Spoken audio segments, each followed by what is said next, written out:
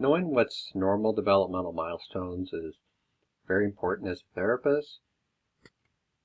We don't want to restate the obvious, however, if it has already been observed by the PT that, or a member of the care team, that a child is having difficulty, for example, holding their a steady head or holding their head steady when sitting, that our role isn't just to state to the parent, caregiver that, oh, as observed by the OT, your child is still having difficulty holding their head steady. That's already been determined. However, if we notice something that's not happening well beyond the normal age of attainment, that's when we want to get the PT involved. For example, if we're working with a child long-term, such as in a school district, when the child is 6, 7 years old, and the child continues to have an ATNR reflex, then that's a problem. Or if a child is going into the first grade, second grade, and still cannot sit independently, then that's a problem. If the child is starting to meet the other developmental timetables. So that's what we want to consider. It's important that we are patient-centered in our conversations, and that if we're noticing milestones not being met, again, milestones that the PT has not particularly maybe picked up on at the evaluation, and you are seeing that child long-term, it's time to have that conversation with the supervising PT, who will consider this when meeting with the parent at an IEP meeting, which is where supervising therapist, team member is meeting with the family,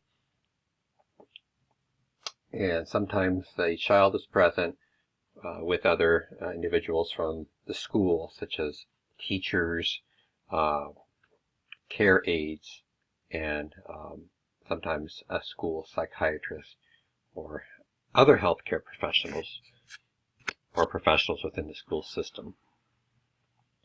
So we break it down from gross motor skill, the larger movements, to the more finer motor skills.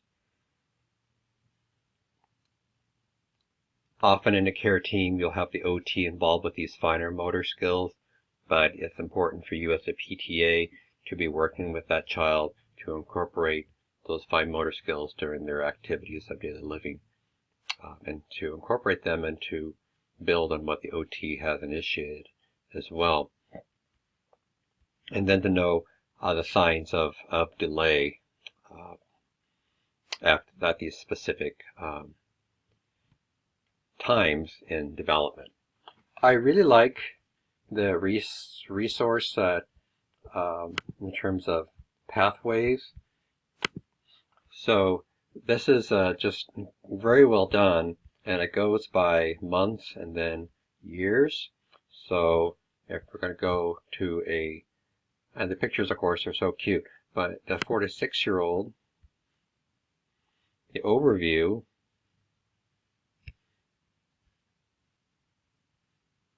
they have these different areas of topic related to milestones in terms of abilities.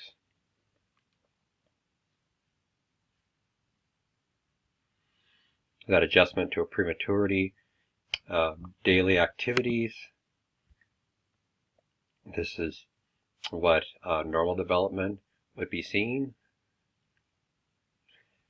The goal here is certainly not to have you memorize all of these, but it does complement what Umfred is stating and what is in the lesson builder. There may be some slight differences in the exact month. I'm really not going to split hairs in exams about this. If you take an exam or a quiz and you look at one of these resources and see something slightly different, than the correct answer, or there's some contradiction, let me know, and I certainly will be flexible with that.